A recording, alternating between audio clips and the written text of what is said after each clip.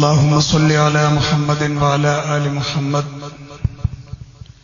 كما صليت على إبراهيم وعلى آل إبراهيم إنك حميد مجيد.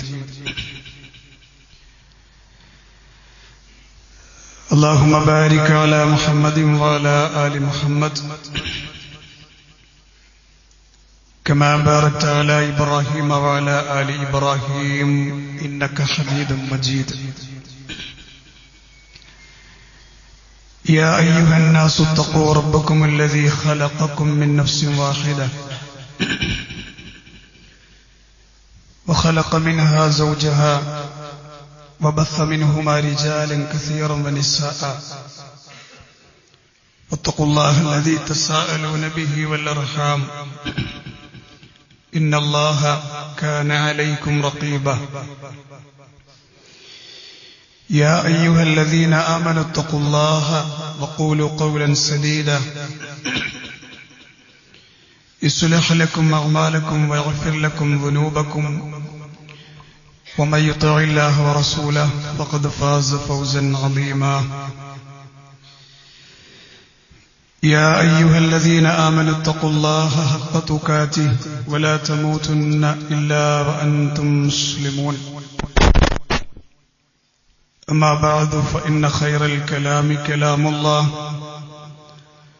وخير السنن سنن محمد صلى الله عليه وسلم وشر الأمور محدثاتها وكل محدثة بدعة وكل بدعة ضلالة وكل ضلالة في النار. أعوذ بالله من الشيطان الرجيم. اعلموا أنما الحياة الدنيا لعب ولهو وزينة وتفاخر بينكم وتكاثر في الأموال والأولاد كمثل غيث أعجب الكفار نباته ثم يهيج فتراه مصفرا ثم يكون حطاما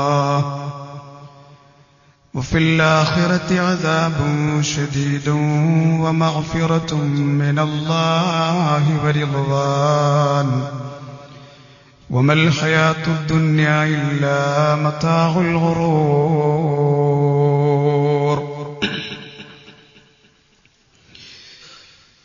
സ്നേഹധരണികരായ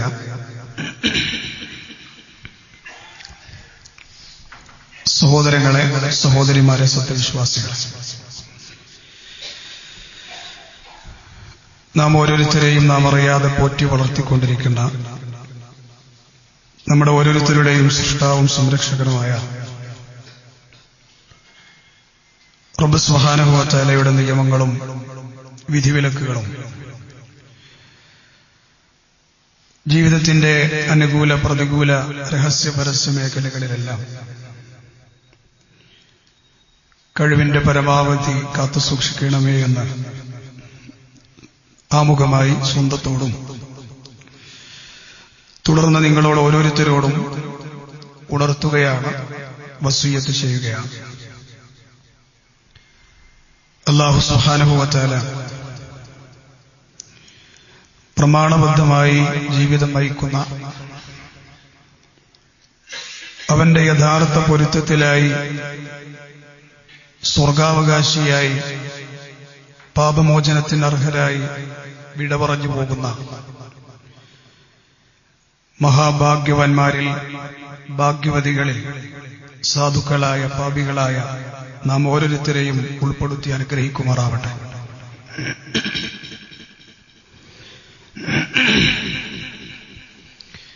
ഈ ഭൗതിക ജീവിതത്തിന്റെ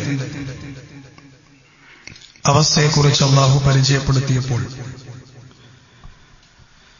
സൂറത്തുൽ ഹദീദിന്റെ 20-ാമത്തെ വചനമാണ് പ്രിയപ്പെട്ട ശ്രോതാക്കളുടെ മുമ്പിൽ ആദ്യമായി ഞാൻ ഓതിക്കേൾപ്പിച്ചത്. യഅലമു അന്നമൽ ഹയാത്തുദ് ദുനിയ ലഇബും വലഹു. നിങ്ങൾ അറിയണം, ഐഹിക ജീവിതം എന്നത് കളിയാണ്, വിനോദമാണ് എന്ന് അല്ലാഹു പറയുന്നു. അതോടൊപ്പം വസീനത്തും വതഫാഖുറും ബൈനക്കും വതകാസുറും ഫിൽ അംവാലി വൽ ഔലാദ്. ധാരാളം അലങ്കാരങ്ങളാൽ അലങ്കരിക്കപ്പെട്ട ജീവിതമാണ് ദുനിയാവ്. പരസ്പരം ദുരഭിമാനം നടിക്കലും ജീവിതത്തിന്റെ അലങ്കാരങ്ങളായ മക്കളിലും സമ്പത്തിലും പെരുപ്പം നടിക്കലുമൊക്കെയാണ് ദുനിയാവ് എന്നാണ് അള്ളാഹു പരിചയപ്പെടുത്തിയത്. അള്ളാഹു പരിചയപ്പെടുത്തിയത് എന്ന് പറയുമ്പോൾ ഈ ദുനിയാവിനെ സൃഷ്ടിച്ചത് അവനാണ്. അപ്പൊ അതിന്റെ യഥാർത്ഥ അവസ്ഥയെക്കുറിച്ച് അറിയുന്നതും അവനാണ്. അതുകൊണ്ട് അള്ളാഹു പറയാണ്, ജീവിതം എന്നത് കളിയും വിനോദവുമാണ്, അത് അലങ്കാരമാണ്, പരസ്പരം അനുഗ്രഹങ്ങൾ ലഭിച്ചതിന്റെ പേരിലുള്ള ദുരഭിമാനം നടിക്കലാണ്. അതോടൊപ്പം തന്നെ മക്കൾ, നമ്മൾ സമ്പാദിച്ചു കൂട്ടുന്ന നമ്മുടെ സമ്പത്ത്, ഇതിലൊക്കെയുള്ള പെരുപ്പം നടിക്കലാണ്. അല്ലാഹു ഈ യാഥാർത്ഥ്യങ്ങൾ പറഞ്ഞിട്ട് തുടർന്ന് പറയുന്നത് എന്താ അറിയോ? കമസലി ഗൈസ് എന്നാണ്. ജീവിതം ഒരു മഴ പോലെയാണ്. മരണമെന്ന് പറയുന്ന ബെല്ല് മുഴങ്ങുന്നതിന്റെ മുമ്പെയുള്ള ഈ ജീവിതം ഒരു മഴ പോലെയാണ്. അല്ലാഹുവിന്റെ ഉപമ ശ്രദ്ധേയമാണ്. ആ മഴയുടെ പ്രത്യേകത അഅ്ജബൽ കുഫാറ നബാതു. ആ മഴയിലൂടെ മുളച്ചു പൊന്തുന്ന ചെടിവർഗ്ഗങ്ങൾ, ആ ചെടിവർഗ്ഗങ്ങൾ ആരെ ആശ്ചര്യപ്പെടുത്തി? കൃഷി ചെയ്യുന്ന ആളുകളെ ആശ്ചര്യപ്പെടുത്തി. സുമ്മ യഹീജു ഫതറാഹു മുസ്ഫറാ. പിന്നീട് ആ ആശ്ചര്യപ്പെടുത്തി മുളച്ചു പൊന്തി വന്ന ചെടികൾ അത് വാടിപ്പോയി. വാടിപ്പോകുന്നതിന്റെ മുന്നേ അതിനൊരു മഞ്ഞ നിറം ബാധിച്ചു. ഇതൊക്കെ നമ്മളിങ്ങനെ കണ്ണിൽ കാണുന്ന പല അവസ്ഥകളാണ്. സുമ്മ യകൂനു ഹുതാമ. പിന്നീട് ആകെ വാടി മഞ്ഞ ബാധിച്ച് തളർന്നു വീണ് അത് നുരുമ്പായി, വൈക്കോൽ തുരുമ്പുകളെ പോലെ ആയിത്തീർന്നു. ഇതാകുന്നു ദുനിയാവിന്റെ ഉപമ എന്ന് അല്ലാഹു സുബ്ഹാനഹു വ തആല പറയുകയാണ്. മറ്റൊരു ആയത്തിൽ അല്ലാഹു പറഞ്ഞത് അൽഹാകുമുത് തകാസുർ ഹത്താ സുർതുമുൽ മഖാബിർ എന്നാണ്. പരസ്പരം പെരുപ്പം കാണിക്കൽ, ദുനിയാവിന്റെ പല കാറ്റഗറികൾ, അനുഗ്രഹങ്ങൾ, സൗന്ദര്യമാകാം, ആരോഗ്യമാകാം, സമ്പത്താകാം, ജോലിയാകാം, എക്കണോമിക്കൽ ലെവലുകളാകാം, ഇതൊക്കെ വെച്ചുകൊണ്ടുള്ള പരസ്പരം പെരുമ നടിക്കലും വമ്പ് പറയലും അതുപോലെയുള്ള കാര്യങ്ങളൊക്കെ നിങ്ങളെ അശ്രദ്ധയിലാക്കിയിരിക്കുകയാണ്. ദുനിയാവിന്റെ ഒരു ചെറിയ അവസ്ഥയെക്കുറിച്ച് സൂറത്തു തകാസുറിന്റെ 1-ാമത്തെ ആയത്തിൽ അല്ലാഹു പറയാം. തൊട്ടടുത്ത വചനത്തിൽ അല്ലാഹു പറഞ്ഞത് ഈ പെരുപ്പം കാണിക്കലും ഈ വമ്പും ഈ അലങ്കാരവും ഒക്കെ ഏതുവരെയാണ്? ഹത്താ സുർതുമുൽ മഖാബിർ. ഏതൊരു മനുഷ്യനും ചെന്നു കിടക്കാനുള്ള ഖബർ എന്ന് പറയുന്ന ആ ലോകത്തേക്ക് എത്തുന്നത് വരെയാണ്. 2 പ്രാവശ്യമാണ് അല്ലാഹു ആവർത്തിച്ചത് ആ അധ്യായത്തിൽ. കല്ലാ സൗഫ തഅലമൂൻ സുമ്മ കല്ലാ സൗഫ തഅലമൂൻ. നിങ്ങൾ വഴി അറിയും, വീണ്ടും നിങ്ങൾ വഴി അറിയും. എന്താണ് അള്ളാഹുവിന്റെ താക്കീതിന്റെ ഉദ്ദേശം? പരലോകാണ്. അപ്പൊ ഈ ദുനിയാവിന്റെ പെരുപ്പത്തിൽ പരലോകം മറന്ന ആളുകൾക്കുള്ള താക്കീതാണ് ഈ വചനത്തിൽ അള്ളാഹു നടത്തുന്നത്. അതുകൊണ്ട് തന്നെ ഇതൊക്കെ നമുക്ക് പഠിപ്പിച്ചു തന്ന നമ്മുടെ അധ്യാപകനാണ്, ഗുരുനാഥനാണ് മഹാനായ റസൂലുള്ളാഹി സ്വല്ലല്ലാഹു അലൈഹി വസല്ലം. അവിടുന്ന് പറഞ്ഞു, മാലി വലദ്ദുന്യ. ഉമർ റളിയല്ലാഹു അൻഹുവിനോട് ഒരു പ്രത്യേക സാഹചര്യത്തിൽ അവിടുന്ന് പറഞ്ഞ വാക്കാണ്. അവിടുത്തെ മശ്റൂബയിൽ 1 മാസം കഴിയുന്ന കാലം ഒറ്റ ചോദ്യം, ഈ ദുനിയാവും ഞാനും തമ്മിൽ എന്ത് ബന്ധമാണ്? അതായത് നമുക്ക് അതിനെ ഏത് രൂപത്തിലും വ്യാഖ്യാനിക്കാം. യാതൊരു ഉറപ്പും പറയാനില്ലാത്ത, ഒരു വേള തന്റെ മൊബൈൽ ഫോണിൽ 2 മാസത്തേക്കോ 1 മാസത്തേക്കോ റീചാർജ് ചെയ്ത 5G നെറ്റോ ഫ്രീ കോളുകളോ അത് പൂർണ്ണമായി ഉപയോഗിക്കാൻ വരെ ഉടമപ്പെടുത്തിയ നമ്മൾ ഉണ്ടാകുമെന്ന് ഉറപ്പില്ല. ജീവിതത്തിൽ ഒരു പുരുഷായുസ്സിൽ അധ്വാനിച്ച പല സമ്പത്തും ആസ്വദിക്കാൻ നമ്മൾ ഉണ്ടാകുമെന്ന് ഉറപ്പില്ല. അതാണ് മാലി വലദ്ദുനിയ എന്ന് പറയുന്നത്. ഞാനും ഈ ദുനിയാവും തമ്മിൽ എന്ത് ബന്ധമാണോ, ഏതുപോലെയാണ് ഈ ദുനിയാവും ഞാനും തമ്മിലുള്ള ബന്ധം? നമ്മുടെ നേതാവ് പറയാണ്, ഇന്നമാ മസലി വ മസലു ദുനിയ കറാക്കിബിൻ ഇസ്തളല്ല തഹ്ത ഷജറ. ഒരു ട്രാവൽ, ഒരു യാത്ര പോകുന്നത് പോലെ ആ യാത്രയുടെ കാഠിന്യം കാരണം ഒരു മരത്തിന്റെ തണലിൽ റെസ്റ്റ് എടുക്കാൻ ഇറങ്ങിയവന്റെ ഉപമ. ഒരിക്കലും ആ മരത്തണലിൽ നമ്മൾ കുറെ കാലം താമസിക്കുന്നില്ല. ക്ഷീണം മാറിയാൽ വീണ്ടും യാത്ര തുടരുന്നവനെ പോലെയാണ് ഈ ദുനിയാവിലെ ജീവിതം. എന്തൊരു ഉപമയാണ്, എന്തൊരു അധ്യാപകനാണ് നമ്മുടെ നേതാവ്. എല്ലാ സൈസ് ആളുകളും റസൂലുള്ളാഹിന്റെ സദസ്സിലുണ്ടാവും സല്ലല്ലാഹു അലൈഹി വസല്ലം. അതിൽ കുട്ടികളുണ്ട്, അതില് ടീനേജുകാരുണ്ട്, അതില് ചെറുപ്പക്കാരുണ്ട്, അതില് മധ്യവയസ്കരുണ്ട്, അതിൽ വാർദ്ധക്യത്തിലെത്തിയവരുണ്ട്. എല്ലാവർക്കും മനസ്സിലാകുന്ന ഒരു എക്സാമ്പിൾ അല്ലെ. എന്നിട്ട് പറയാണ് ക്ഷീണം മാറിയാൽ ആ തണലിനെ ഉപേക്ഷിച്ച് പോകുന്നവന്റെ ഉപമയാണ് എന്റെ ദുനിയാവിന്റെ ഉപമ. നിങ്ങളൊക്കെ കേട്ടിട്ടില്ലേ? നമ്മളൊക്കെ എത്രയോ തവണ നമ്മുടെ കർണപുടങ്ങൾ കൊണ്ട് കേട്ടതല്ലേ? ഈ പറയുന്നത് ആദ്യം എന്നോടാണ്, എന്നിട്ടേ നിങ്ങൾക്ക് ബാധകമുള്ളൂ. നമ്മളൊക്കെ ശ്രദ്ധിക്കേണ്ട കാര്യം, എന്റെ ഉമ്മത്തിന്റെ കാലഘട്ടം മുന്നോട്ട് കാലചക്രം കറങ്ങുമ്പോ ഒരു കാലം ഈ ഉമ്മത്തിന് വരാനുണ്ട് എന്നാണ്. ആ കാലഘട്ടത്തിൽ ഈ ഉമ്മത്തിന്റെ പ്രത്യേകത എന്താ? അതായത് ഇസ്ലാമിന്റെ ശത്രുക്കൾ നമുക്ക് മേലെ മേൽക്കോയ്മ നേടുന്ന കാലം. അതിനെ എങ്ങനെ ഉദാഹരിച്ചു തരങ്ങള്? തീറ്റക്കൊതിയന്മാരായ, ആർത്തിക്കൊതിയന്മാരായ ആളുകൾ നല്ല വിഭവസമൃദ്ധമായ ഭക്ഷണം ഒരു തളികയിൽ ഇങ്ങനെ ആവിപാറുന്ന ഭക്ഷണം വിളമ്പി വെച്ചിട്ട് തീറ്റക്കൊതിയന്മാർ ആ ഭക്ഷണം കഴിക്കാൻ ചാടി വീഴും പോലെ ഈ ഉമ്മത്തിനെ ഇസ്ലാമിന്റെ ശത്രുക്കൾ ആക്രമിക്കുന്ന, മുസ്ലിമീങ്ങളെ മേൽ മറ്റുള്ളവർ മേൽക്കോയ്മകൾ വഹിക്കുന്ന ഒരു കാലഘട്ടം വരുന്നതാണ് എന്നത് പറഞ്ഞത് സഹസ്രാബ്ദങ്ങൾക്കപ്പുറത്താണ്. 1400 ചില്ലാനം കൊല്ലങ്ങൾക്കപ്പുറത്ത് ഓലമേഞ്ഞ മദീന പള്ളിയിലിരുന്ന് ഹബീബായ പ്രവാചകന്റെ അധരങ്ങളിൽ നിന്ന് ലോകം കേട്ട മഹാവചനം എന്താ പറഞ്ഞത്? ഇന്ന് എത്ര ഫിറ്റാണ് പ്രിയപ്പെട്ടവരെ, അത് നിങ്ങൾ ശരിക്കൊന്ന് കാത് തുറന്ന് കേട്ടു നോക്കി. എന്താ പറഞ്ഞത്? അങ്ങനെ ഈ ഉമ്മത്തിനെ ആക്രമിക്കുന്ന കാലം. എന്താ അത്ര കാരണം എന്നറിയോ? സ്വഹാബികളാണല്ലോ. ഓലെങ്ങനെ ഇതൊക്കെ കേൾക്കണ നിങ്ങള്? ഓലെ തലയിൽ ഒരു പക്ഷി പറന്നു വന്നിരുന്നാൽ ആ പക്ഷി പറക്കാതിരിക്കാൻ നമ്മുടെ ബോഡി എത്രത്തോളം ശ്രദ്ധയോടെ നമ്മൾ ഇരിക്കുവോ അതുപോലെയാണത്രേ നബി അവർ കേട്ടിരുന്നത്. അതുകൊണ്ട് തന്നെ മനസ്സിന്റെ ആഴങ്ങളിലേക്ക് ആ മഹാസത്യം ഇറക്കി വെച്ചിട്ട് അവരുടെ ഒരു ചോദ്യമുണ്ടായിരുന്നു, നബിയെ, അന്ന് ഞങ്ങളുടെ എണ്ണക്കുറവ് മൂലമായിരിക്കുമോ? ഞങ്ങൾ മെജോറിറ്റി ആകില്ലേ അന്ന്? അതുകൊണ്ടായിരിക്കുമോ ഞങ്ങൾക്ക് ഈ പ്രശ്നം ഉണ്ടാവുക? അള്ളാഹുവിന്റെ റസൂലിന്റെ മറുപടി ബൽ അൻതും കസീർ എന്നാണ്. നിങ്ങളന്ന് കുറെ ആളുകളുണ്ടാവും. ഈ ഉമ്മത്തിന്റെ എണ്ണപ്പെരുപ്പത്തിൽ ഈ ഉമ്മത്തിനെ വെല്ലാൻ അന്ന് ഒരു ആശയ പ്രത്യയശാസ്ത്രങ്ങൾക്കും സാധ്യമല്ലാത്ത വിധം ഈ ഉമ്മത്ത് വളരുന്ന കാലം.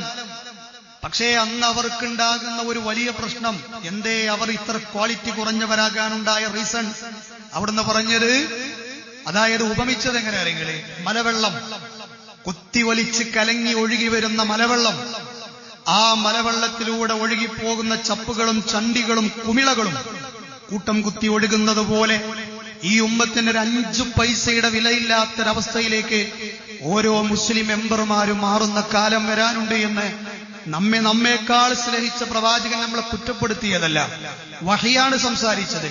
എന്താ ഈ അവസ്ഥ വരാനുണ്ടായ കാരണം? ഒരു മഹാരോഗമാണെന്നാണ് പറഞ്ഞത്. ആ രോഗം അറബിയിലെ 3 അക്ഷരങ്ങൾ കൂട്ടിവെച്ച രോഗമാണ്. ആ രോഗത്തിന്റെ പേര് വഹൻ എന്നാണ്. ഈ രോഗം മനുഷ്യനെ ബാധിക്കാൻ, പ്രത്യേകിച്ച് ഈ ഇരിക്കുന്ന നമ്മളെയൊക്കെ ബാധിക്കാനുണ്ടായ കാരണം പറഞ്ഞത് 2 വൈറസുകളാണ് അത്ര ആ രോഗത്തിനുള്ളത്. ഒന്ന് ഹുബ്ബുദ്ദുനിയ വ കറാഹിയത്തുൽ മൗത്ത് എന്നാണ്. ദുനിയാവിനോടുള്ള ജീവിക്കണം, സമ്പാദിക്കണം, ആർഭാട ജീവിതം നയിക്കണം, മുന്തിരിച്ചാറ് പോലെയുള്ള ഈ ജീവിതം പരമാവധി ആസ്വദിക്കണം എന്ന് പറഞ്ഞ് ജീവിക്കുന്ന മനുഷ്യരുടെ ജീവിതത്തിൽ വന്നു ഭവിക്കുന്ന മഹാരോഗം ദുനിയാവിനോടുള്ള ആർത്തിയാണ്. ഞാനല്ല, എന്നെക്കുറിച്ച് ഒന്നും ചിന്തിക്കേണ്ട. നബി സല്ലല്ലാഹു അലൈഹി വസല്ലമയുടെ വാക്ക് ഞാൻ ഷെയർ ചെയ്തു എന്ന് മാത്രം. നമുക്ക് ചിന്തിക്കാനില്ലേ? എന്താ പറഞ്ഞത്? അതായത് ദുനിയാവിനോടുള്ള അമിതമായ സ്നേഹം, വക്കറാഹിയത്തുൽ മൗത്ത്, ഒരിക്കലും ഒരു നിരീശ്വരവാദിക്കോ നിർമ്മലവാദിക്കോ മതമുള്ളവനോ മതമില്ലാത്തവനോ കറുത്തവനോ വെളുത്തവനോ രാജാതിർത്തികളുടെ വരമ്പുകൾ പങ്കിട്ടവനോ ആർക്കും തന്നെ സംശയമില്ലാത്ത മഹായാഥാർത്ഥ്യം. അതിന് ചർച്ച ചെയ്താലും ഇല്ലെങ്കിലും ശരി, കടന്നു വരുന്ന രംഗബോധമില്ലാത്ത കോമാളിയാകുന്ന മരണമുണ്ടല്ലോ, അതിനോടുള്ള ശക്തമായ വെറുപ്പ്. ഇത് രണ്ടും നമ്മളെ പിടിപെട്ടോ ഈ ഉമ്മത്തിനെ ആക്രമിക്കാൻ ശത്രുക്കൾക്ക് എളുപ്പമാണ് എന്ന് പറഞ്ഞു വെച്ചു മഹാനായ റസൂലുള്ളാഹി സ്വല്ലല്ലാഹു അലൈഹി വസല്ലം. അലി റളിയല്ലാഹു അൻഹു ആരാ? മുത്തുനബിയിൽ വിശ്വസിച്ച ആദ്യത്തെ കുട്ടി എന്ന് മദ്രസ പഠിച്ചു. മുത്ത് ഹബീബിൽ വിശ്വസിച്ച ആദ്യത്തെ കുട്ടി എന്ന് നമ്മൾ പഠിച്ചു.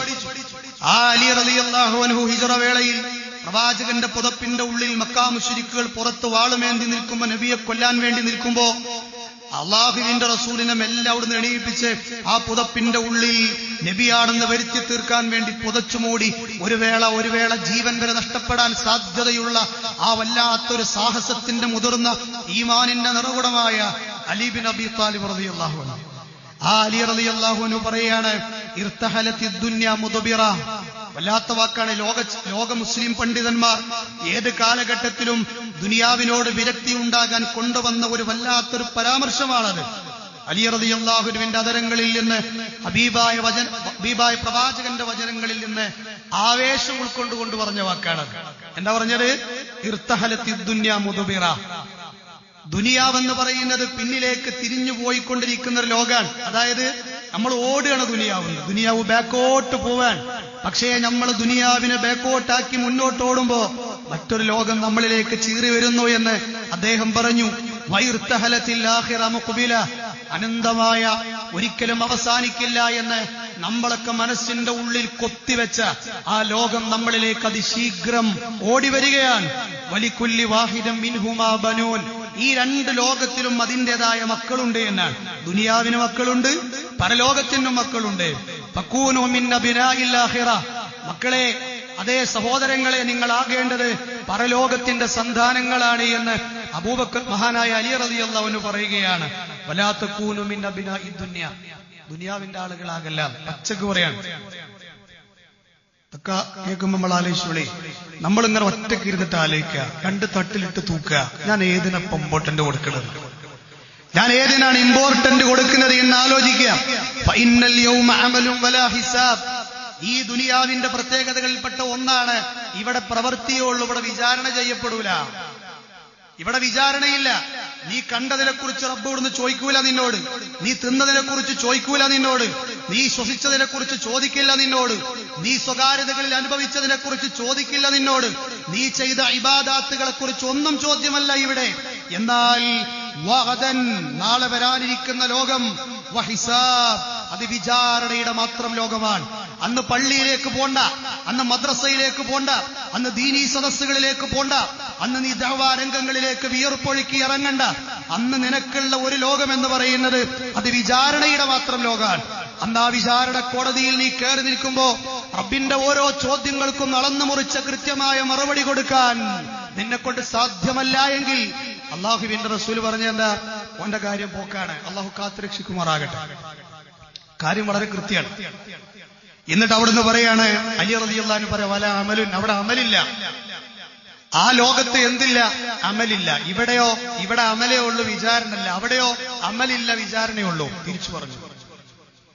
അതുകൊണ്ട് സഹോദരങ്ങളെ, ഇത് കുറെ അനുഭൂതികളുടെ, കുറെ ആസ്വാദനങ്ങളുടെ ലോകമാണ് എന്ന് അള്ളാഹു നമ്മളോട് പഠിപ്പിക്കുകയാണ്.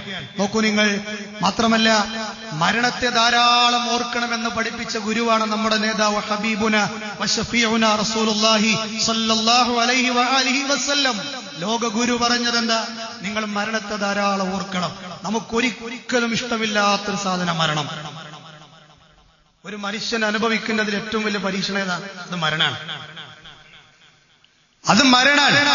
ആ മരണത്തെക്കുറിച്ച് ധാരാളം ചിന്തിക്കാൻ പറഞ്ഞത് കുടുംബജീവിതം വേണ്ട എന്ന് വിചാരിച്ച് മൂലക്ക് കുത്തിരിക്കാനല്ല, ജോലിക്ക് പോകാതിരിക്കാനല്ല, കുടിക്കാതിരിക്കാനല്ല, പെർഫ്യൂമുകൾ ഉപയോഗിക്കാതിരിക്കാനല്ല, താടിയും മുടിയും ക്ലിയറാക്കാതെ നടക്കാനല്ല, ഭ്രാന്തനെ പോലെ നടക്കാനല്ല. പിന്നെയോ ഈ ദുനിയാവിലെ ജീവിതത്തിൽ നാളെയുള്ള അനന്തമായ പരലോകത്തിൽ കൂടുതൽ ശ്രദ്ധ കേന്ദ്രീകരിക്കാൻ വേണ്ടിയാണ്. അക്സിറൂ ദിക്റ ഹാദിമിൽ ലദ്ദാത്ത്. എത്രയോ പള്ളി മിമ്പറുകളിൽ ഖതീബന്മാർ പറയുന്ന വചനം നിങ്ങൾ ധാരാളം ഓർക്കണേ എന്നാ പറഞ്ഞത്. എന്തിനെ ധാരാളം ഓർക്കാൻ പറഞ്ഞത്? എന്തിനെയാണ്? അത് മരണത്തെയാണ്. അതായത് ജീവിതത്തിൽ വരാനിരിക്കുന്ന മരണത്തെ. എന്തിനു വേണ്ടിയാണ്? ആ പരലോകത്തിനൊരുങ്ങാൻ അല്ലേ? ഉമർ ബിൻ ഖത്താബ് റളിയല്ലാഹു അൻഹു പറയുണ്ടായി, എന്തെങ്കിലുമൊക്കെ അരുതായ്മകൾ ചെയ്യാൻ തോന്നുന്നുണ്ടെങ്കിലേ നിന്റെ കൂടെ നല്ലൊരു ഉപദേശകൻ ഉണ്ടെങ്കിൽ ഒന്ന് ആലോചിച്ചു, അത് ചെയ്യലടാ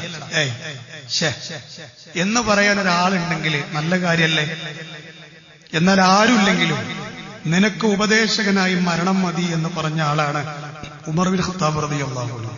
ഈ അക്തിറു ദിക്റ ഹാദിമിൽ ലദ്ദാത്തുണ്ടല്ലോ, ഇത് തന്റെ കയ്യിലുണ്ടായിരുന്ന മോതിരത്തിൽ കൊത്തിവെച്ച് അതിടക്കിടക്ക് നോക്കി നടന്നിരുന്ന ആളാണ് ഉമർ ബിൻ ഖത്താബ് റളിയല്ലാഹു അൻഹു. ആലോചിച്ച് നോക്കൂ നിങ്ങൾ, അവർ അതിനെ അന്വർത്ഥമാക്കിയിരുന്നു. നമ്മള് ഇടക്കത് മറക്കുന്നോണ്ടാണ് പല രംഗത്തും നമ്മളിങ്ങനെ പടച്ചോനെ മറക്കുന്ന ഒരവസ്ഥയിലേക്ക് നമ്മളൊക്കെ എത്തിച്ചേരുന്ന. അള്ളാഹു നമുക്ക് കൂടുതൽ ഈമാനിനെ പ്രദാനം ചെയ്യുമാറാകട്ടെ. അബൂ ഹുറൈറ ആരാണ്? 4 കൊല്ലം നബി ചവിട്ടിയെടുത്ത് മാത്രം ചവിട്ടിയ ആളാണ്. അള്ളാഹിന്റെ റസൂല് ഭക്ഷണം കഴിക്കുമ്പോൾ മുഖത്ത് നോക്കിയിരുന്ന ആളാണ്. ഹബീബായ പ്രവാചകൻ ഉറങ്ങുമ്പോൾ നബിയെ നോക്കിയിരുന്ന ആളാണ്. മസ്ജിദുൻ നബവിയിലെ അസ്ഹാബു സുഫയിലെ ദാരിദ്ര്യന്മാർ ദീന് പഠിക്കാൻ വേണ്ടി മാറ്റിയിരുത്തിയപ്പോ അവരുടെ നേതാവാണ് അബൂ ഹുറൈറ അല്ലേ? ആ അബൂ ഹുറൈറ മരുഭൂമിയിൽ ബോധം കെട്ട് വീണിട്ടുണ്ട്. എന്തിനാണെന്നറിയോ? അറിവന്വേഷിച്ചുകൊണ്ടുള്ള വഴിയാത്രയിൽ അദ്ദേഹം വീണിട്ടുണ്ട്. ആ അബൂ ഹുറൈറയുടെ പ്രത്യേകതകൾപ്പെട്ട മറ്റൊന്നെന്താ നിങ്ങള്? അദ്ദേഹം ഒറ്റ യുദ്ധത്തിലും പങ്കെടുത്തിട്ടില്ല എന്നുള്ളതാണ്. പ്രവാചകൻ സ്വല്ലല്ലാഹു അലൈഹി വസല്ലമയുടെ കാലത്ത് ഒറ്റ യുദ്ധത്തിലും പങ്കെടുക്കാത്ത സഹാബിയാണ് മഹാനായ അബൂ ഹുറൈറ റളിയല്ലാഹു അൻഹു. എന്തേ കാരണം? അദ്ദേഹത്തോട് നബി പറഞ്ഞു, മദീന പള്ളിയിൽ കളക്ഷൻ ഇട്ടിട്ട് സമൂഹത്തിന്റെ പണം കൊണ്ട് നബി വളർത്തിയിരുന്ന കുറച്ച് ആലിമീങ്ങളുണ്ട്. അവരുടെ പേരാണ് അസ്ഹാബു സുഫ. ഓല നേതാവാണ് അബൂ ഹുറൈറ. ആ അബൂ ഹുറൈറയോട് പറഞ്ഞു, എന്താ അറിയോ, നിങ്ങൾ ഇൽമിന് വേണ്ടി ഇവിടെ കുത്തിരുന്നോളി എന്നാ പറഞ്ഞത്. അത്ര പ്രാധാന്യമുണ്ട് ദീനിൽ ഇൽമിന്. ആലോചിച്ച് നോക്കൂ നിങ്ങൾ. ഈ അബൂ ഹുറൈറയാണ് മദീന മാർക്കറ്റിൽ ചെന്ന് ഉറക്ക വിളിച്ചു പറഞ്ഞത്, ജനങ്ങളെ അനന്തര സ്വത്ത് മദീന പള്ളി കൊടുക്കുന്നുണ്ട്, നിങ്ങളവിടെ നിൽക്കല്ലേ, ഓടിച്ചെല്ലി എന്ന് പറഞ്ഞു. അപ്പൊ ആളുകൾ വിചാരിച്ച് അവിടെ നല്ല അത്യാവശ്യം വലിയ കുഴപ്പമില്ലാത്ത സമ്പത്ത് കിട്ടുന്നുണ്ട് വിചാരിച്ചിട്ട് എല്ലാവരും കച്ചവടമൊക്കെ നിർത്തി ഓടി. അങ്ങനെ മദീന പള്ളിയിലെത്തിയപ്പോ കാണാൻ കഴിഞ്ഞത് എന്താണെന്നറിയങ്ങള്? അള്ളാഹിന്റെ റസൂല് സഹാബികൾക്ക് ദീന് പകർന്നു കൊടുക്കണ കാഴ്ചയുടെ കണ്ടത്. ആളുകൾ അബൂ ഹുറൈറയോട് ചോദിച്ചു, എവിടെയാണ് അനന്തര സ്വത്ത്? അദ്ദേഹം പറഞ്ഞു, ഇതാ കാണുന്നില്ലേ എന്നാ പറഞ്ഞു.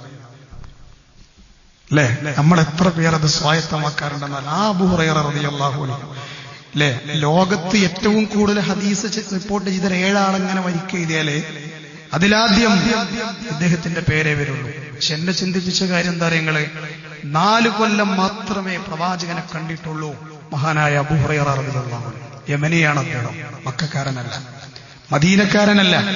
സൗദി ജസീറയുടെ പുറത്ത് ജീവിച്ച യമനിയാണ് മഹാനായ അബൂ ഹുറൈറ റളിയല്ലാഹു അൻഹു. അബൂ ഹുറൈറ പറയാണ്, ബാദിറു ബിൽ അഅമാലി സബഅൻ.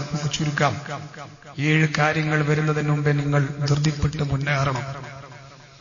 7 കാര്യങ്ങൾ വരുന്നതിന്റെ മുന്നേ. അത് 7 കാര്യങ്ങൾ നമുക്ക് ഇഷ്ടമല്ലാത്ത കാര്യങ്ങളാണ്. അതിലൊന്ന് പറഞ്ഞെന്താ നിങ്ങള്? ഹൽ തൻദറൂന ഇല്ലാ ഫഖറൻ മുൻസിയാന. എല്ലാറ്റിനെയും മറപ്പിക്കുന്ന ദാരിദ്ര്യത്തിന്റെ പടുകുഴിയിലേക്ക് വീണുപോകുന്നതിന്റെ മുന്നേ ഇപ്പോഴുള്ള ധന്യതയെ റബ്ബിന് വേണ്ടി ഉപയോഗിക്കാൻ പഠിച്ചോ എന്ന് പറയാം. ഞാൻ അതിനൊന്നും വിശദീകരിക്കുന്നില്ല, പെട്ടെന്ന് പറഞ്ഞു പോവുകയാണ്. രണ്ടാമത് പറഞ്ഞെന്താ അറിയോ?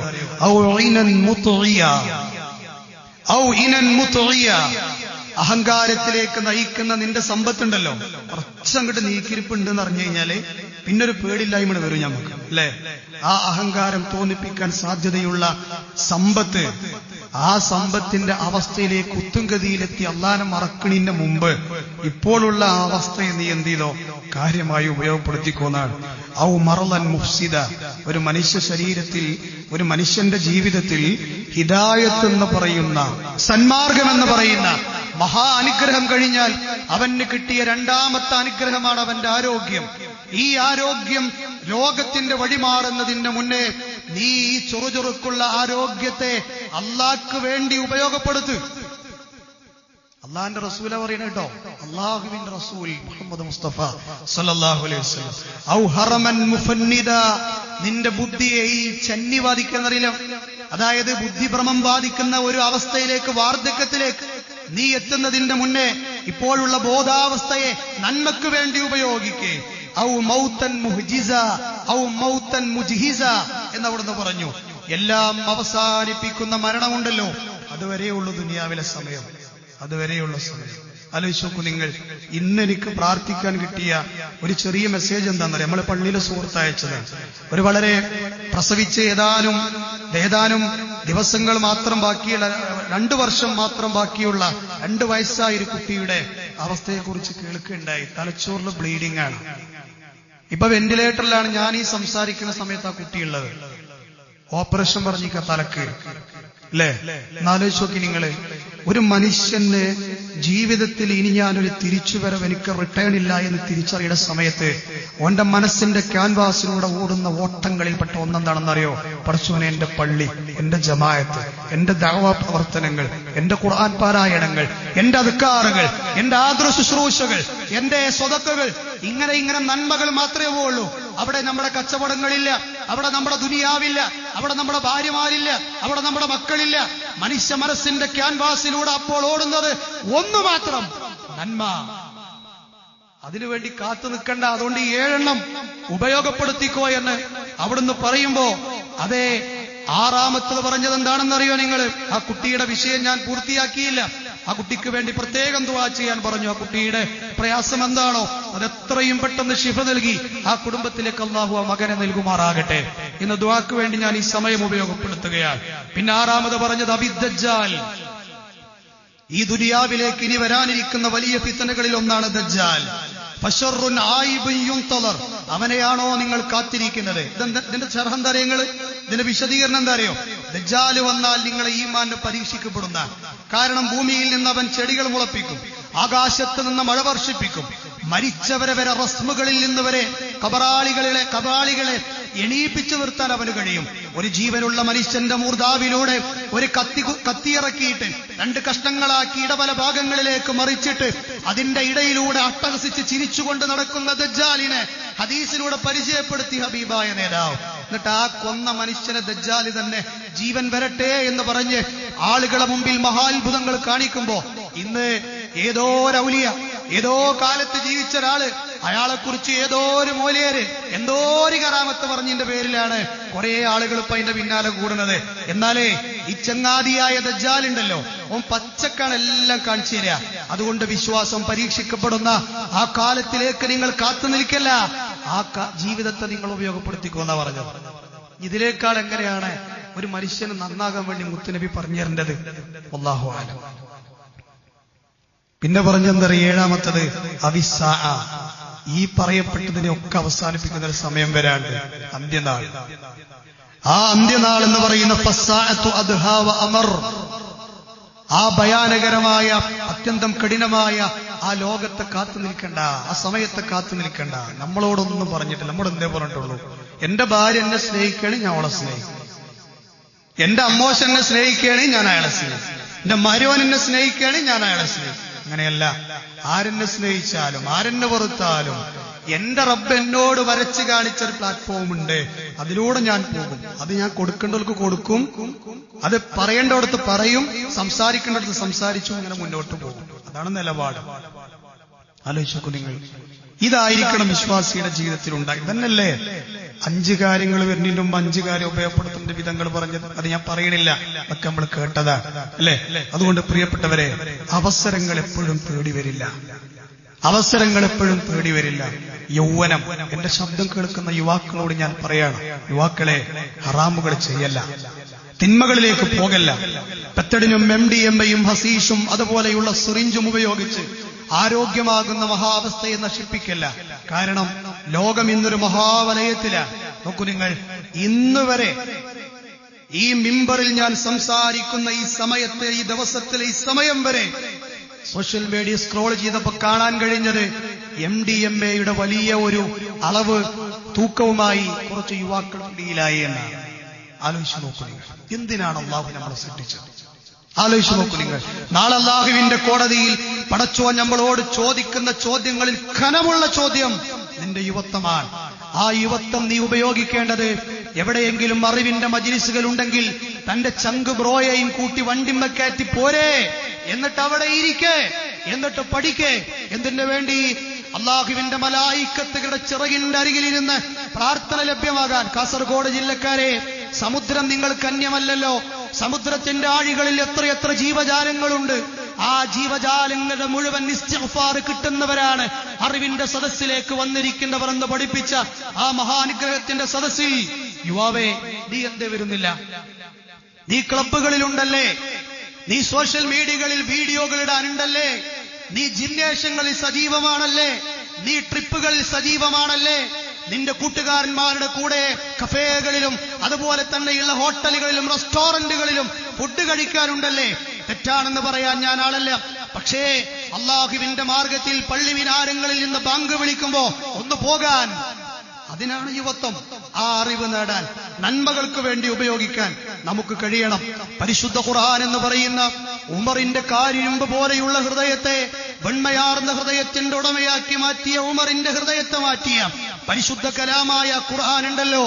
ആ ഖുർആൻ പഠിക്കുന്ന മജ്ലിസിൽ നിന്റെ 2 വീലർ എടുത്ത്, നിന്റെ 4 വീലർ എടുത്ത് നീ എണ്ണ കത്തിച്ച് നിന്റെ സമയം കളഞ്ഞ് നീ പോ. ഇത് എന്തിനു വേണ്ടിയാണ്? ആളെ കൂട്ടാനല്ല. ഖബറിൽ 3 കഷ്ണം തുണിയിൽ പൊതിഞ്ഞ് അതേ ചെരിഞ്ഞു കിടക്കാൻ പോലും ഗ്യാപ്പില്ലാത്ത മണ്ണറക്കൂട്ടിൽ സുഖമായി കിടക്കാൻ. ഇത് എത്ര കാലായി പറയണു? പറഞ്ഞു അമ്മക്കന്നെ മടുത്തു അല്ലേ? പക്ഷെ ചില ആൾക്കാർക്ക് ഇത് ഏത് സമയത്ത് ക്ലിക്കാകുമെന്ന് അറിയില്ലല്ലോ. അതുകൊണ്ടത് ഇങ്ങനെ ആവർത്തിക്കണം. ഇബാദത്തുകൾക്ക് വേണ്ടി യുവാവേ സമയം കണ്ടെത്തും. ദഅവത്തിന് വേണ്ടി നീ ഇറങ്ങുക. ആരെപ്പോലെ നിങ്ങൾക്കറിയോ? ഈ ഓരിമുക്ക് സലഫി പള്ളിന്റെ റോട്ട് കൂടി ഒരാളിങ്ങനെ പോയാൽ അയാൾ ബോഡിയിൽ അടിച്ച ആ പെർഫ്യൂമിന്റെ വാസന ഇങ്ങോട്ട് വരികയും ആ വാസന അവിടെ കുറെ നേരം തങ്ങി നിൽക്കുകയും ചെയ്യുന്ന ഒരു അവസ്ഥയെക്കുറിച്ചും കൂടെ ഒന്ന് ആലോചിച്ചോട്ടെ. മാത്രമല്ല, ആ പെർഫ്യൂമിന്റെ ഉടമ ആരാണോ അയാളെ കാണാൻ വേണ്ടി നമ്മൾ റോട്ടിൽ ഇറങ്ങിയിട്ട് അയാളെ നോക്കിയപ്പോ അയാളെ ഭംഗി കൊണ്ട് കണ്ണെടുക്കാൻ തോന്നുന്നില്ല. അയാൾ ശരീരത്തിലിട്ട വസ്ത്രമാകട്ടെ യമനിൽ നിന്നും അതുപോലെയുള്ള രാജ്യങ്ങളിൽ നിന്നും പ്രത്യേകം ലഭ്യമാകുന്ന ഇന്നത്തെ ഏറ്റവും കോസ്റ്റ്ലി ഡ്രസ്സ് ഏതാണോ അതുപോലെയുള്ള ഡ്രസ്സ് ഉപയോഗിച്ചിരുന്ന ഒരാളുണ്ടായിരുന്നു മക്കയിൽ. അറിയുക, അദ്ദേഹം രാവിലെ ഇട്ട ഡ്രസ്സ് ഉച്ചക്ക് ചേഞ്ച് ചെയ്യും. പിന്നീട് അദ്ദേഹം ഊരി മാറ്റിയ ഡ്രസ്സ് ജീവിതത്തിൽ ധരിക്കൂല. ഒരു ദിവസം 3 ജോഡി മാറ്റും. പേര് മുസ്അബ് ബിൻ ഉമൈർ. യുവാക്കളെ, നിങ്ങളോടാണ്. അർഖം ബിൻ അബിൽ അർഖം എന്ന് പറയുന്ന സഫാ കുന്നിന്റെ മുകളിൽ നിന്ന് നോക്കിയാൽ അങ്ങറ്റത്ത് കാണുന്ന ഒരു കൂരയുണ്ടായിരുന്നു. ആ കൂരയാണ് ഇസ്ലാമിക ലോകത്തിന്റെ ഒന്നാമതായി ദഅവത്തിന്റെ വേദിയൊരുങ്ങിയത്. അവിടെയാണ് 3 കൊല്ലത്തെ രഹസ്യ പ്രബോധനം നടന്നത്. ആ രഹസ്യ പ്രബോധനത്തിന് വേണ്ടി 18 വയസ്സുകാരനായ അർഖം എന്ന് പറയുന്ന സ്വഹാബി വീട് വിട്ടുകൊടുത്തത് നിങ്ങൾ കേട്ടിട്ടുണ്ടോ? ത്യാഗത്തിന്റെ, സമർപ്പണത്തിന്റെ ജീവിതം നയിച്ച യുവാവിന്റെ ചരിത്രം കേട്ടിട്ടുണ്ടോ? ആർക്കാണ് ഈ വീട് അനുവദിച്ചു കൊടുക്കുന്നത്? വീട് അനുവദിച്ചു കൊടുത്തു എന്നറിഞ്ഞാൽ കഴുത്തിലേക്ക് വാളേന്താൻ സാധ്യതയുള്ള, ജീവൻ വരെ നഷ്ടമാകാൻ സാധ്യതയുള്ള ആ സിറ്റുവേഷനിലാണ് അദ്ദേഹം വീട് വിട്ടുകൊടുത്തത്.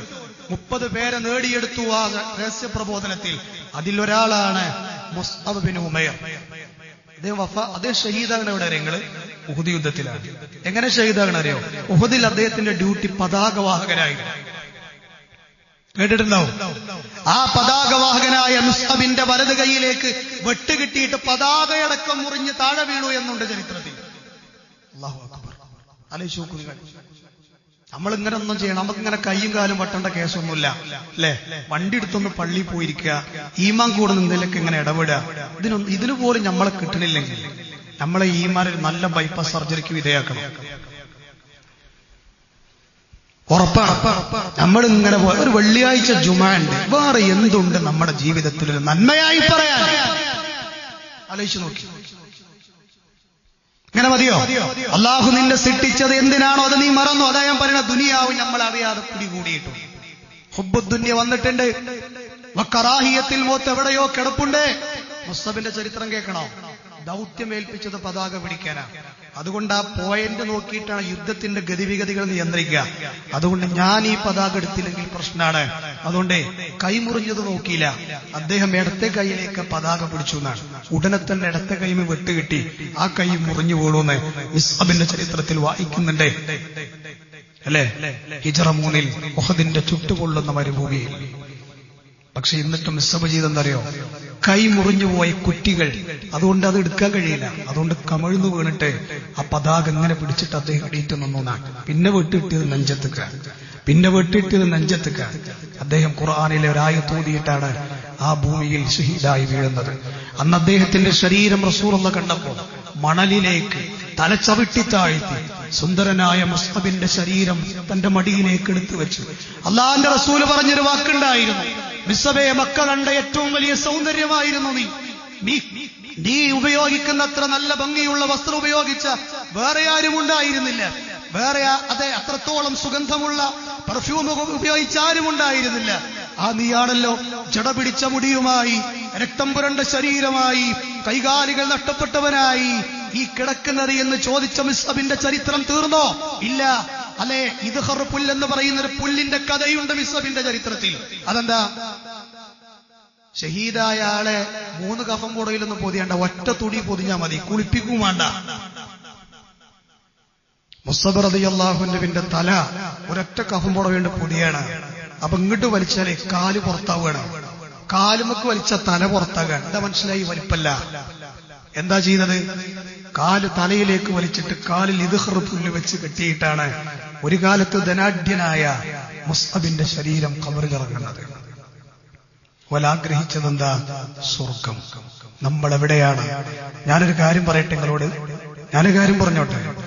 ഓലൊക്കെ ചെന്ന് നിൽക്കണ മഹ്ശർ തന്നെയാണ് നമുക്ക് രണ്ടാമത്തെ ഒരു വേദിയില്ല. ഓലയൊക്കെ വിചാരണ ചെയ്യുന്ന പടച്ചോൻ തന്നെയാണ് നമ്മളെ വിചാരണ ചെയ്യുക. അവര് കടന്നു പോകുന്ന നരകത്തിന്റെ ബൈന ലഹറൈ ജഹന്നം എന്ന് പഠിപ്പിച്ച ആ സിറാത്ത് പാലത്തിലൂടെ തന്നെയാണ് ഒരു മുക്കിൽ എന്നെ കേൾക്കുന്നവർക്കും കടന്നു പോകാനുള്ളത്. അങ്ങനെ പോയാൽ മതിയോ? നമ്മളെ കുടുംബം ഇങ്ങനെ ആയാൽ മതിയോ? നമ്മൾ ഒന്നുകൂടി ഉണരണ്ടേ? എന്റെ സ്നേഹത്തോടു കൂടി ഞാൻ ചോദിക്കാൻ ആഗ്രഹിക്കുകയാണ്. അല്ലാഹു പിശാചിന്റെ മായാവലയത്തിൽ നമ്മളെ കാത്തുരക്ഷിച്ച്, ദുനിയാവിന്റെ പ്രമത്തതയിൽ നിന്ന് കാത്തുരക്ഷിച്ച്, ഉപരിയുള്ള റബ്ബ് ഈമാനിന്റെ പ്രകാശം നമ്മളെ ഹൃത്തടങ്ങളിലേക്ക് പ്രദാനം ചെയ്ത് അനുഗ്രഹിക്കുമാറാവട്ടെ.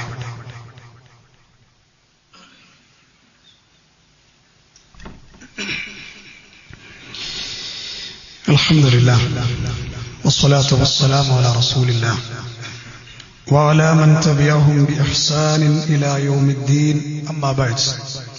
അല്ലാഹുവിനെ സൂക്ഷിക്കണമേ എന്നൊരിക്കൽ കൂടി എന്നെയും നിങ്ങളെയും ഉണർത്തുകയാണ്. നമ്മളിൽ ചില ആളുകളുടെ ധാരണ, ഒഴിവ് കിട്ടിയിട്ട് വേണം ഉസ്താദ് പറഞ്ഞ പോലെക്കൊന്ന് ജീവിക്കാൻ എന്ന് ചിന്തിക്കുന്ന ആൾക്കാരുണ്ട്. എന്നാ ഈ കാര്യം പറഞ്ഞുതരാം, അങ്ങനെ സമയമില്ല, അങ്ങനെ ഒരു സമയമല്ല. ചില ആളുകൾക്ക് ഇനി ഖുതുബ കേട്ട് കുറച്ചൊക്കെ ഈമാൻ മനസ്സിനോട് കയറിയാലും എന്താ ചിന്തിക്കുക? ഒന്ന് ഉഷാറാകണം ഇൻഷാ അല്ലാഹ്. എപ്പോഴാണ് ഇൻഷാ അല്ലാഹ്? അതിന്റെ പരിധി എത്രയാ? ഓല് പറയും കുറച്ചുകൂടി കഴിയട്ടെ, ഇപ്പൊ ഇങ്ങനെ അടിച്ചു പൊളിച്ചിടക്കണ സമയമല്ലേ എന്ന് പറയണത്. പിന്നെ ചില ആളുകൾ പറയണത് ജോലിയൊക്കെ കഴിഞ്ഞൊന്നും ഫ്രീ ആകട്ടെ. പിന്നെ ചില ആളുകൾ പറയണത് കുറച്ച് നീക്കിരിപ്പ് വേണം, അതിന്റെ ഓട്ടത്തിലാണ്. അത് കഴിഞ്ഞിട്ട് ഉസ്താദ് ഞാൻ സജീവായിരിക്കും, അത് കഴിഞ്ഞിട്ട് സജീവായിരിക്കും. പിന്നെ പറയുന്നറിയോ, സമയം ഒന്നിനും തികയണില്ല, എല്ലാം ശരിയാവുന്നുണ്ട് ഉസ്താദ്, ഞാൻ എല്ലാറ്റിലേക്ക് സജീവാകാൻ വരുന്നുണ്ട് അല്ലേ? ഈ പറഞ്ഞവന്റെ മരണവാർത്തയാണ് പിന്നെ കേട്ടത്. ഇന്നാള് മരിച്ചു. ഞാൻ ആരെയും കുറ്റപ്പെടുത്തില്ല, പൊതുവായിട്ടുള്ള കാര്യം പറയാൻ. ഇങ്ങനെയൊക്കെ തീരുമാനമെടുത്ത് നാളെയാകാം ഒന്ന് ഫ്രീ ആകട്ടെ എന്ന് തീരുമാനിച്ച ആളുകളെയാണ് വാട്സപ്പുകളിലൂടെ ഫോട്ടോ സഹിതം വന്നത്. നമ്മുടെ പ്രിയപ്പെട്ട ഇന്ന വ്യക്തി ഇതാ മരണം വരിച്ചിരിക്കുന്നു, ജനാസ നമസ്കാരം ഇത്ര മണിക്ക് അല്ലേ? ഇതൊക്കെ നമ്മളതൊക്കെ സമൂഹം കേൾക്കുന്ന ഒരു കാലം വരാണ്ട്. അതുകൊണ്ട് ആ ഒരു നീക്കി വെക്കുവാൻ അള്ളാഹ് പറഞ്ഞില്ല, അള്ളാന്റെ ഖുർആൻ പറഞ്ഞില്ല. ഏതുവരെ നിങ്ങൾ പിന്തിപ്പിക്കുക? നരകം വരെയാണോ എന്ന് ചോദിച്ചു. നരകം വരെയാണോ എന്ന് ചോദിച്ചു. അതുകൊണ്ട് എന്റെ യൗവനം എങ്ങനെയാണോ, എന്റെ ആരോഗ്യം എങ്ങനെയാണ്, എന്റെ സമ്പത്ത് എങ്ങനെയാണ്, എന്റെ സമയം എങ്ങനെയാണ്, എന്റെ ജീവിതം എങ്ങനെയാണ്, ഐഫോണിട്ട് പറയുന്നു ഉപയോഗിക്കുന്നത് നല്ലോണം ആലോചിക്കുക. എന്നിട്ട് ഖുർആൻ പറഞ്ഞു, യാ അയ്യുഹല്ലദീന ആമനു തഖുല്ലാഹ വൽ തൻദുറു നഫ്സും മാ ഖദ്ദമത് ലിഗദിൻ വത്തഖുല്ലാഹ ഇന്നല്ലാഹ ഖബീറും ബിമാ തഅമലൂൻ. ഈ ആയത്തിന്റെ പ്രത്യേകത എന്താ അറിയങ്ങള്? ഇത് രണ്ടോടത്താ പറഞ്ഞത് തഖുല്ലാഹ്. നിങ്ങൾ ശ്രദ്ധിച്ചോന്നറിയില്ല. ആദ്യം എവിടെ പറഞ്ഞത്? യാ അയ്യുഹല്ലദീന ആമനു തഖുല്ലാഹ ഒന്ന്, പിന്നെ പറഞ്ഞത് വത്തഖുല്ലാഹ ഇന്നല്ലാഹ ഖബീറും ബിമാ തഅമലൂൻ. എന്താ ചോദ്യം? നാളേക്ക് പോകേണ്ട ലോകമുണ്ട്. എന്താ ലഗേജിലുള്ളത്? നാളെ ദുബായിലേക്ക് പോവാണ്, UAE പോവാണ്, സൗദി പോവുകയാണ്, അല്ലെങ്കിൽ ഒരു വിദേശ ട്രിപ്പ് ഉണ്ട്.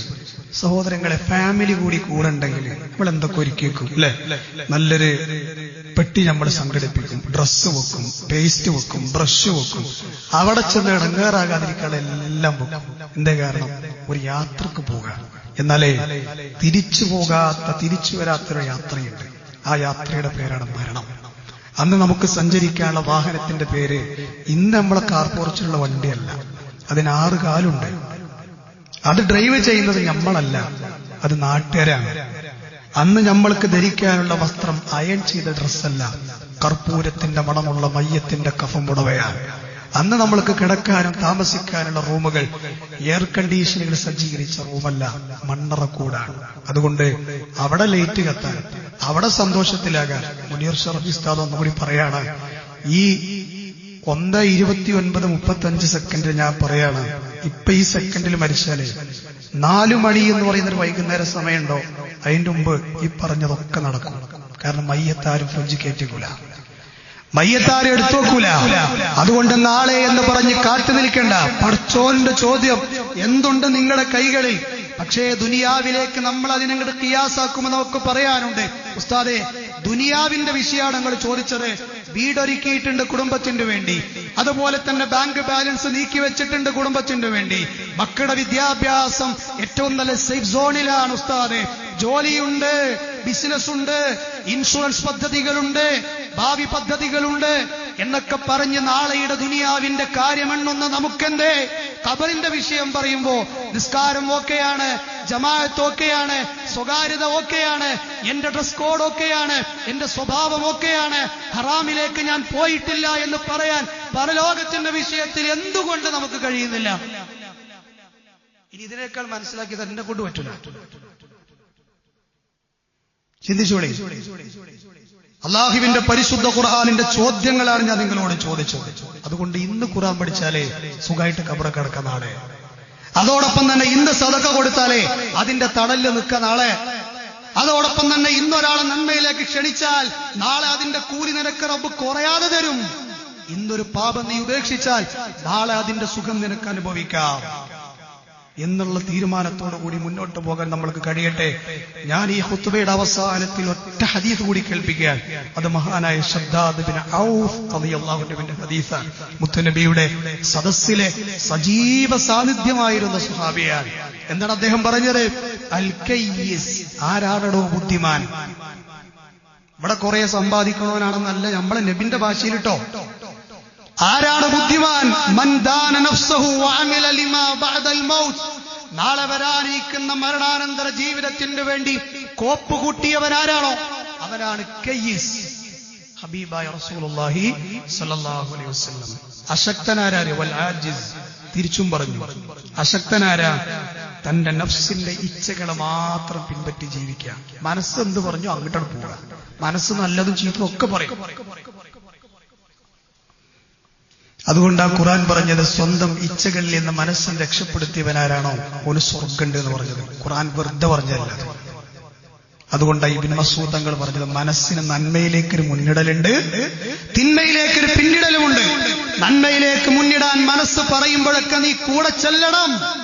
തിന്മയിലേക്ക് മനസ്സ് വിളിക്കുമ്പോഴൊക്കെ റിജക്ട് ചെയ്യണം. ആരാ പറഞ്ഞത്? ഹബീബായ പ്രവാചകന്റെ ദീനി സദസ്സിലെ ഈമാനിന്റെ നിറകുടമായ ആ 2 കാലുകൾ മാത്രം ഉഹദ് മലയോളം കനമുണ്ടെന്ന് പറഞ്ഞ ഇബ്നു മസ്ഊദ് റളിയല്ലാഹു അൻഹു പറയുന്നത്. അദ്ദേഹം വെറുതെ പറഞ്ഞല്ല, നബി സല്ലല്ലാഹു അലൈഹി വസല്ലമയുടെ സുന്നത്തിൽ നിന്ന് എന്നിട്ട് പറയാണ് അള്ളാഹുവിൽ പ്രതീക്ഷ വെച്ച് ജീവിക്കുന്നവരാവുക. സഹോദരങ്ങളെ, ഇതിന്റെ അർത്ഥം ദുനിയാവ് മറ്റും ഒഴിവാക്കണം എന്നല്ല. എല്ലാ രംഗത്തും നമുക്ക് ആസ്വദിക്കേണ്ടതൊക്കെ ആസ്വദിക്കണം. പക്ഷെ നമ്മൾ നന്മയുടെ വിഷയത്തിൽ നമ്മൾ സജീവാക്കണം. എത്ര ആളുകളുണ്ട് എന്ന് നമ്മൾ ആലോചിക്കുക. എന്റെ ബാധ്യത നിർവഹണം എന്നോടെന്ന പോലെ നിങ്ങളോട് ഉണർത്തി എന്ന് മാത്രം. അല്ലാഹു സുബ്ഹാനഹു വ തആല കാര്യങ്ങൾ നന്നായി മനസ്സിലാക്കാൻ നമുക്കെല്ലാം സൽബുദ്ധി പ്രദാനം ചെയ്യുമാറാകട്ടെ. ജീവിതത്തിന്റെ ഗതകാലങ്ങളിൽ അറിഞ്ഞും അറിയാതെയും വന്നുപോയ വീഴ്ചകളഖിലം പാപങ്ങളേറെ പൊറുക്കുന്ന ഗഫാറായ, പാപങ്ങളേറെ പൊറുക്കുന്ന ഗാഫിറായ, പാപങ്ങളേറെ പൊറുക്കുന്ന ഗഫൂറായ പാപങ്ങളേറെ പൊറുക്കുന്ന തവ്വാബായ റബ്ബ് നമ്മൾക്ക് വിട്ടുപുറത്ത് മാപ്പാക്കി തരുമാറാകട്ടെ. മരണമെന്ന് പറയുന്ന മഹായാഥാർത്ഥ്യത്തെ കണ്ടുമുട്ടുമ്പോൾ സന്തോഷത്തോടെ സ്വർഗത്തിലെ മഖാദം കണ്ട് മരിക്കുന്ന വിജയികളിൽ അള്ളാഹു നമ്മെ ചേർക്കുമാറാകട്ടെ. ഒരുപാട് ആളുകൾ ദുആ വസിയത്ത് ചെയ്തിട്ടുണ്ട്. ശാരീരികമായ വലിയ വലിയ രോഗങ്ങൾക്ക് അടിമപ്പെട്ട ആളുകൾ കൂട്ടത്തിലുണ്ട്. നമ്മുടെ പള്ളിയിൽ പ്രവാസിയായി ജീവിക്കുന്ന ഒരു വ്യക്തി സജീവമായി നമ്മുടെ പള്ളിയിൽ വരുന്ന സഹോദരനാണ്. ഇന്ന് ഞാൻ എന്റെ ഖുതുബക്ക് വേണ്ടി തയ്യാറെടുക്കുമ്പോൾ ഒരു മെസ്സേജ് വരികയുണ്ടായി, ഉസ്താദ് ശാരീരികമായി തീരെ സുഖമില്ല, ഇന്ന് ഞാൻ കുവൈത്തിലേക്ക് പോകേണ്ടയാളായിരുന്നു എന്ന് ഉണർത്തി ക്യാൻസലാക്കിയ യാത്ര. ശാരീരികമായി തീരെ സുഖമില്ല എന്ന് പറഞ്ഞു. ആ സഹോദരന്റെ ശാരീരിക വിഷമതകൾ എന്താണോ ഷാഫിയായ റബ്ബ് അദ്ദേഹത്തിന് ശിഫ നൽകുമാറാകട്ടെ. അതുപോലെ തന്നെ ശാരീരികമായി ഒട്ടനവധി പ്രതിസന്ധികൾ അനുഭവിക്കുന്ന ആളുകൾ ഈ കൂട്ടത്തിലും ഉണ്ടാകാം. അള്ളാഹു എല്ലാവർക്കും ആഫിയത്തുള്ള ദീർഘായുസ്സിനെയും ശിഫയെയും പ്രദാനം ചെയ്യുമാറാകട്ടെ. നമ്മുടെ കുടുംബ ജീവിതത്തിലും അതുപോലെ തന്നെ നമ്മുടെ മക്കളിൽ നിന്നുമൊക്കെ നമുക്ക് സന്തോഷകരമായ കൺകുളിർമയുള്ള ജീവിതം തന്ന അള്ളാഹു അനുഗ്രഹിക്കുമാറാകട്ടെ. നാളെ പരലോകത്തൊരു വിഭാഗത്തെ സ്വർഗത്തിലേക്കും മറുവിഭാഗത്തെ നരകത്തിലേക്കും അള്ളാഹു തിരിച്ചുവിടുമ്പോൾ സ്വർഗത്തിലേക്ക് സിറാത്ത് കടന്ന് അതിശീഘ്രതയിൽ കടന്നു പോകുന്ന വിജയികളിൽ അള്ളാഹു നമ്മെ ചേർക്കുമാറാകട്ടെ. ഒരുപാട് ഫിത്നയുടെ ലോകത്താണ് നമ്മൾ ജീവിക്കുന്നത്. എല്ലാ ഫിത്നകളിൽ നിന്നും നമ്മെ നമ്മുടെ കുടുംബത്തെയും ഒക്കെ അള്ളാഹു കാത്തുരക്ഷിക്കുമാറാകട്ടെ. ലോകത്തിന്റെ പല കോണുകളിൽ ശത്രുക്കൾ കരങ്ങളാൽ പീഡിപ്പിക്കപ്പെടുന്ന ഈ ഉമ്മത്തിലെ പല അംഗങ്ങളുമുണ്ട്. അള്ളാഹു അവർക്ക് മോക്ഷം നൽകുമാറാകട്ടെ. ഉപരിലോകത്തുള്ള സഹായം അള്ളാഹു അവർക്ക് നൽകുമാറാകട്ടെ. എല്ലാവിധ ഇസ്ലാമിക ബദ്ധവേരികളായ ശത്രുക്കളെ കരങ്ങളിൽ നിന്നും ഈ രാജ്യത്ത് സ്നേഹിക്കുന്ന ഇതര മതാദർശക്കാരൊക്കെയുണ്ടോ അവരെയെല്ലാം ഈ രാജ്യത്തിന്റെ ദ്രോഹികളിൽ നിന്ന് അള്ളാഹു കാത്തുരക്ഷിക്കുമാറാകട്ടെ. അതുപോലെ തന്നെ നമ്മൾ ഇന്ന് വിട പറഞ്ഞു പോയ ഒരുപാട് ആളുകളുണ്ട്, മുഅ്മിനീങ്ങളായ മുഅ്മിനാത്തുകളായ ആളുകൾ. ആ കൂട്ടത്തിൽ നമുക്കൊക്കെ ദീന് പകർന്നു നൽകിയ ഉസ്താദന്മാരുണ്ട്, ഉമറാക്കളുണ്ട്, ഉലമാക്കളുണ്ട്, നമ്മുടെ മാതാപിതാക്കളുണ്ട്, കുടുംബാംഗങ്ങളുണ്ട്, നമ്മളെ കൂടെ നടന്നവരുണ്ട്, സഹോദരി സഹോദരങ്ങളുണ്ട്, ആദർശ സുഹൃത്തുക്കളുണ്ട്. ആരൊക്കെയാണോ മണ്ണറക്കൂട്ടിലേക്ക് യാത്ര തിരിച്ചിട്ടുള്ളത് അവരുടെ എല്ലാം ഖബറിടം അല്ലാഹു സന്തോഷത്തിലാക്കി കൊടുക്കുമാറാകട്ടെ. اللهم اغفر للمؤمنين والمؤمنات والمسلمين والمسلمات الأحياء منهم والأموات إنك مجيب دعوات يا قاضي الحاجات. اللهم أعز الإسلام والمسلمين وأذل الشرك والمشركين. اللهم أجرنا من النار، اللهم أجرنا من النار، اللهم أجرنا من النار. ربنا تقبل منا إنك أنت السميع العليم وتب علينا إنك أنت التواب الرحيم. ربنا آتنا في الدنيا حسنة وفي الآخرة حسنة وقنا عذاب النار. آمين آمين برحمتك يا أرحم الراحمين.